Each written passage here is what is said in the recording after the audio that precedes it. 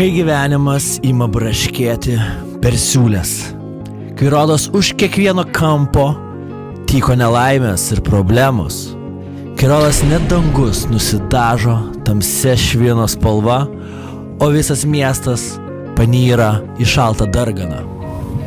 Kartais ateina tos dienos, kai net kava praranda skonį. Geri ją ne iš malonumo, geri tam, kad išgyventų.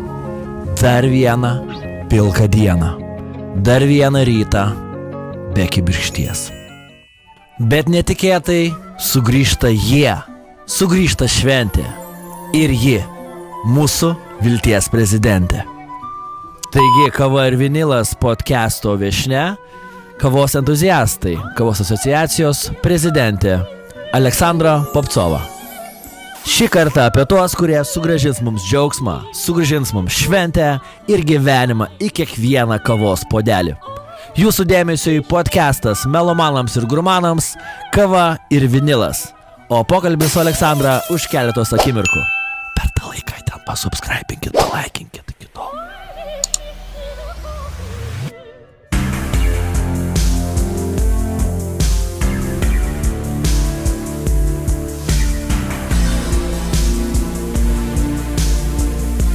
Gurmanams ir melomanams Kava ir Vinilas.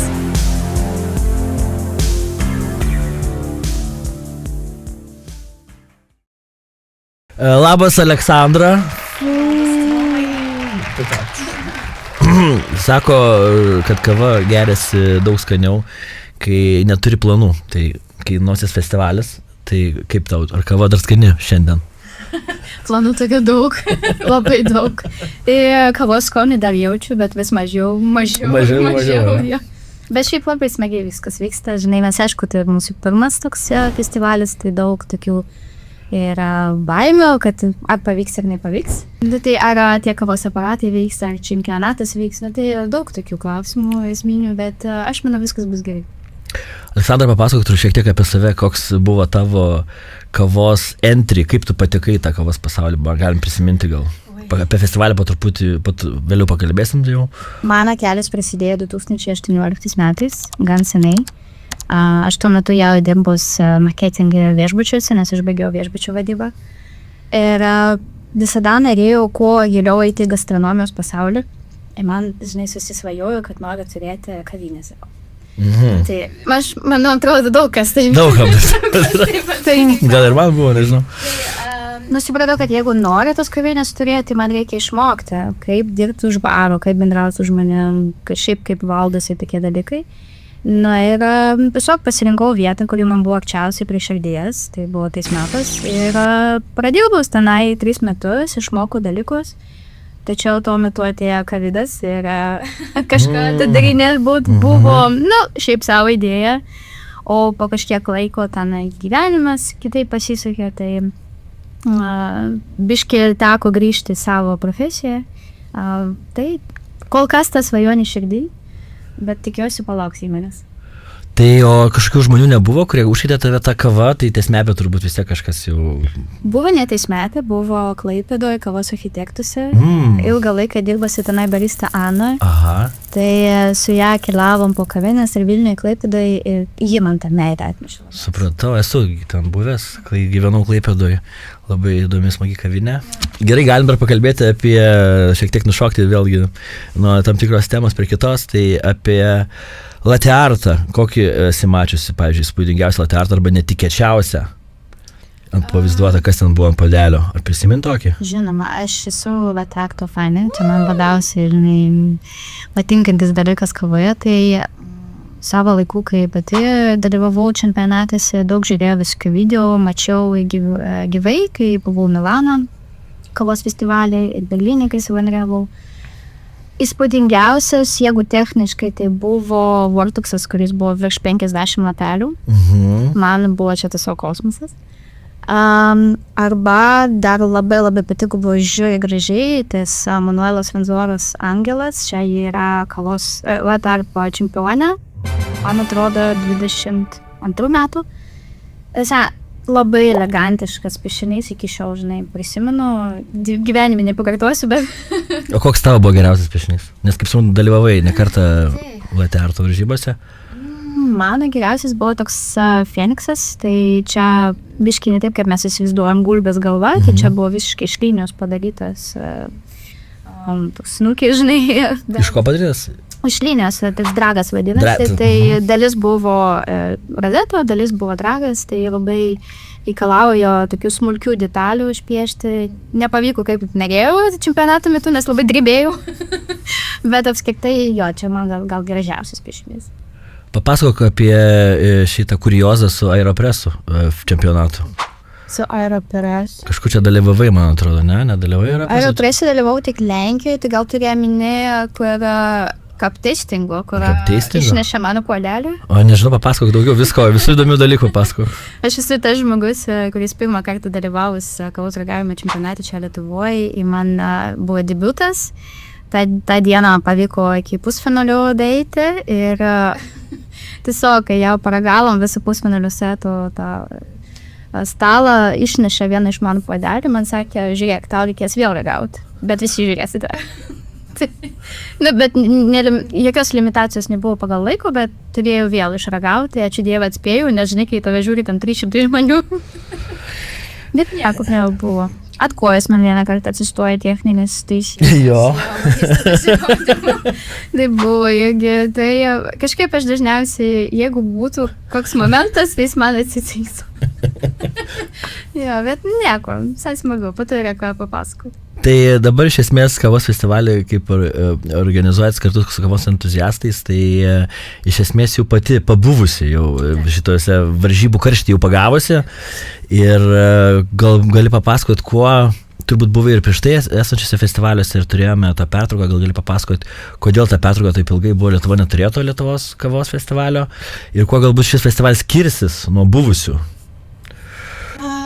Taip ilgai nebuvo, nes asociacija, kuri darė prieš tai kavos festivalio, jie kaip ir baigė savo darbą, jie nusprendė fokusuotis į kitus dalykus. Ačiū jiems labai už tų festivalių, kurie jau padarė, buvo labai smagu ir faina. Šitas festivalis kitoks, nes čia nauja asociacija ir jis gal labiau apie bendruomenę. Viską, ką mes darysim, tai bus ne tik apie kavos tematikos, bet ir apie žmonės. Tai bus daug pokalbių, bus daug visokių edukacinių tokių apie inspiraciją, ne tik apie kavą, žinai, kaip tokia techninė dalis, bet apie inspiraciją, apie žmonės, apie tai, kaip rasti save šitoj srity. Tai labai kviečiu ateiti. Nu super. Kas dar programoje šiaip žada būti?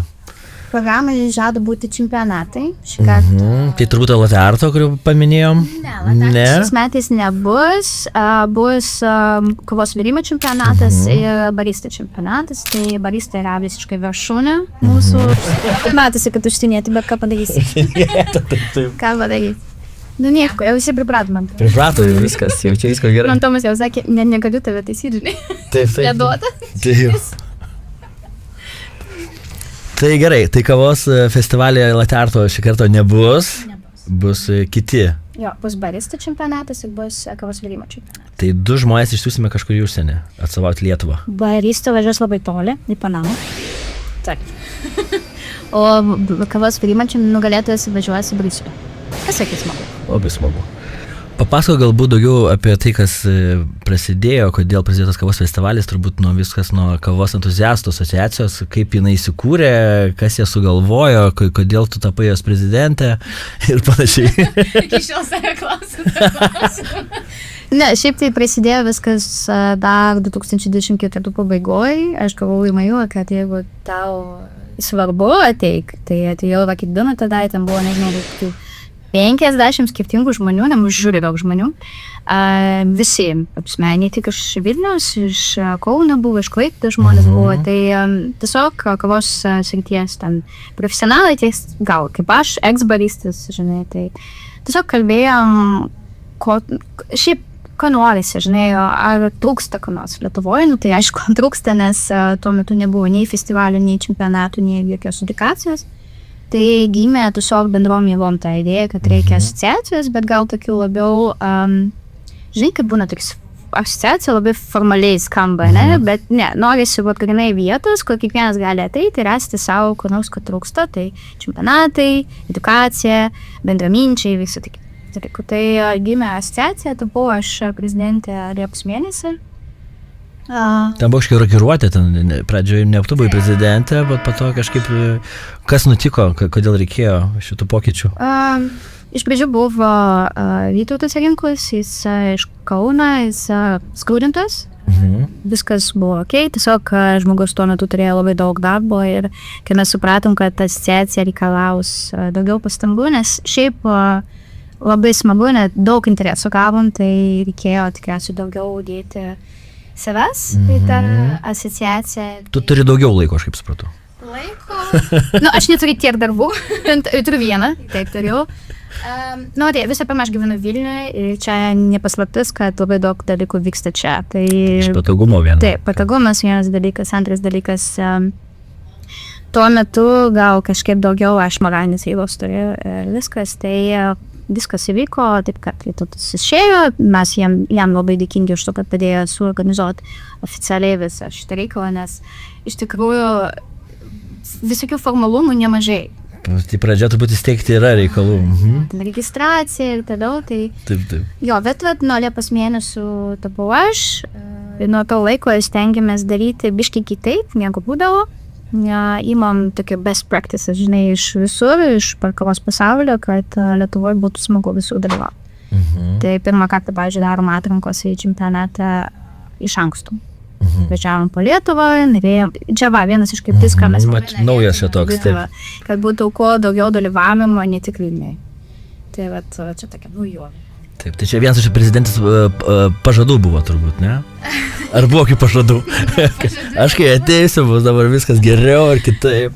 Procesas buvo gan toks tuo metu, nepavadinsiu ekstremis, bet to šiuo metu reikėjo greitai, tai aš neturėjau. Neturėjai pasirinkimo. Tai aš labai tikiuosi jos turėti, tą konkurenciją, nes reikia kuo daugiau žmonių, nes auga, asociacija tikrai auga. Į kuo daugiau gerų žmonių padės jos, žinai, nes turiu tokią svajonę, ne tik aš, visą komandą, kad po kažkiek laiko Lietuvos asociacija, šiaip Lietuvos kavos bendruomenė būtų tokia reikšminga vieta Europos žemėlapy, kad visi žinotų, šitie geri dalyviai, žinai, šitą gerą vietą atvažiuoti paragauti skanios kavos. Okay. Kodėl reikėtų norėti, arba kodėl reikėtų užsinorėti, kaip čia pasakyti, įstoti į kavos asociaciją, kavos entuziastai, nes mačiau, kad ir fizinius asmenys priimat ir jo. Jeigu kalbam apie fizinius asmenys, paprastų žmonių, tai norėti, tai mes suteikiam pas partnerius visokios nuolaidos, ačiū labai partneriams. Antras dalykas, tai aišku edukacija, nes stengiamės daryti kuo daugiau mokymus ir jie užsinaristų arba nemokamai dalyvauja, arba su labai didelė nuolaida. Tai automatiškai, jeigu aš turiu kavinę, tai mano kaip čia, darbuotojai jau kaip ir gaus kažkokį tai edukaciją, jau kaip ir jų darbo kokybė turėtų gerėti. Taip, čia vienas toks paskatinimų principų, kad tu kaip įmonė gali nusipirkti narystę, paskatinti savo darbuotojus, žinai, kaip čia motyvacija, kad jūs galite augti, dar papildomai gaunat tokių naudų. Grįžtam gal prie festivalio. Ar yra kažkokia tai vizija, kaip tas festivalis, nežinau, atrodys dar po 5 metų? Ar teko rašyti tokį kaip verslo planą, galvoti, ko norisi iš to festivalio, galbūt ne viskas pavyks šiemet, galbūt kitą metą norisi dar kažko daugiau? Ar buvo tokių pamastymų? Jis norime, kad jis užaugtų. Tai šiuo metu tai yra ne visas Litexpo. Daug ką klausė, sakė, Litexpo, aš sakiau, ne visas, ne knygų mugė. Tas kambariukas mažas kažkur ten, ne? 5 salė iš tikrųjų, tai nesakyčiau, kad visai, žinai, kampukas, bet tuo pačiu metu tai nėra visa erdvė. Norisi, kad jis užaugtų ir yra tokia svajonė, apie kurį mes kalbėjom jau su kolegomis iš kitur, kad tai taptų Baltijos šalių festivalį. Didžiausių Baltijos šalyse ir toks vienijantis, ne? Aišku, nes šiuo metu mes regione likom vieninteliai, asociacijos nėra nei Latvijai, nei Estijai, nei dabar į Lenkiją biškį ant stopo. Tai Lietuva vienintelis toks variantas ir aš manau visai mums gali pavykti. Festivalių daug įvairių yra visam pasaulyje ir visi turi kažkokį tai savo, pavadinkime, veidą, kitur ten gal labiau kaip parodos, kaip dar kažkas. Kaip jūs įsivaizduojate tas festivalis, kaip turėtų atrodyti? Mūsų šiaip turim tokią kaip ir filosofiją, ne? Kad kiekvienas mūsų renginys turi apjungti varžybinę dalį, turėtų būti edukacija ir turėtų būti būtinai networkingo toks dalykas, kad tu ateini, randi su kuo pabendrauti, kad smagiai praleisti laiko. Tai iš tikrųjų mes nenorim gal, vėlgi negaliu sakyti dabar, nes gal po 5 metų tai čia visiškai kitoks bus įsivaizdavimas, kaip turėtų būti. Norisi, kad tai būtų gal truputuką mažiau apie komerciją, tai daugiau būtų apie, žinai, kažkokį tokių Viduriuką turbūt reikės rasti vis tiek. Taip, nes aš žinai, negaliu pasakyti, kad norim viską, kad būtų tam nemokamai, be komercijos ir toliau, nes suprantam visi, kad be finansavimų nieko tai nepadarysi. Taip yra. Bet tuo pačiu metu turi likti tą pagrindinį idėją, kad mes čia dėl smagios akimirkos esame. Tai, nes pats žinai, kai ateini į kokią nors kavos renginį Lietuvoje, nes čia yra mūsų visada, mano akim, didžiausias pliusas, pas mūsų visada labai šilta. Kai tu ateini, daug žmonių, taip karštai jo kartais būna, tai ateini daug žmonių, visi nori su tavimi bendrauti, šiaip tas bendras palaikymo vaibas yra, daug kur buvau, pas mus vienas iš šilčiausių. Smagu. Na gerai, kadangi apie tas keliones jau pradėjai, tai ar yra pasaulyje kur nors vieta, kurią norėtum grįžti dėl kavos?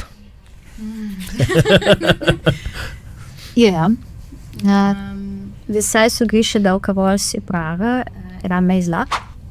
Tikrai. Ką ten veikiai, šiaip keliavai ir sukai? Šiaip ten buvo viena iš skaniausių Meksikos skonių Kenijų, kurie gavos gyvenime. Aišku, daug metų praėjo, jie nebeturi tikriausiai tokios, bet iš jo atsimenu. Visą labai graži vieta, pati iš savęs labai tokia clean, žinai, kaip sako. Tai tiesiog kažkur prie gatvės judrios ar kažkur prie senamiestį kažkur? Tuo metu buvo senamiestį, žinau, kad jie dabar pakeitė vietą, nes jie užaugo. Tai dar naujoj nebuvau, bet norėčiau. Ir dar gan tokia, žinai, jau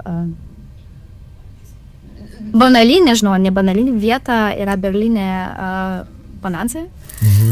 Jo, tai kai pamačiau, kad kiekvienas baristas savo kavos aparatą turi. Kiekvienas baristas savo kavos aparatą turi? Kiekvienas turi savo aparatą. Ok, netkreipiu dėmesio. Graži vieta, labai skoli.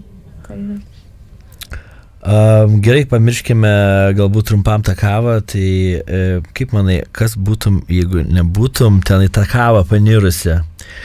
Kokie tavo, nežinau, mėgstami hobiai, ką dar mėgsti veikti be kavos? Be kavos. Dabar, žinai, kai gyvenu festivalio, atrodo. Tai tik kava. Gyvenims.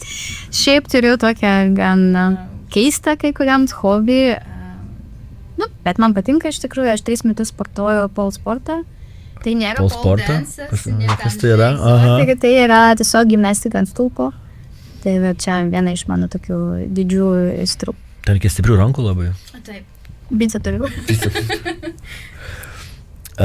Ok, tada gal į pabaigą, ko palinkėtumai žmogui, kuris pradeda gal tik dabar savo kelią į kavos pasaulį. Ir koks galbūt būtų paprasčiausias patarimas, būdas pradėti nuo rytojaus jau gerti skanesnę kavą? Nuo rytojus, gerai, nuo rytojus, nuo šeštadienio. Nuo šeštadienio skanesnė bus taip. Tai kavos festivalį tikrai susipažinti su, nes ten bus 12 skirtingų roasterių. Bus ko paragauti. Bus ko paragauti, paklausti. Šiaip visiems sakau, jeigu turit kokį klausimą, tikrai neškit tenai. Tikrai bus kam atsakyti. Tai tiesiog nebijoti eksperimentuoti, mes dažnai apie taip kalbam, gal čia jau, žinai, tokia dažnai kartuojamas, gal vėlgi buvo banalus mintis, bet žinau, kad daug ką sako, man nepatiks, neragausiu.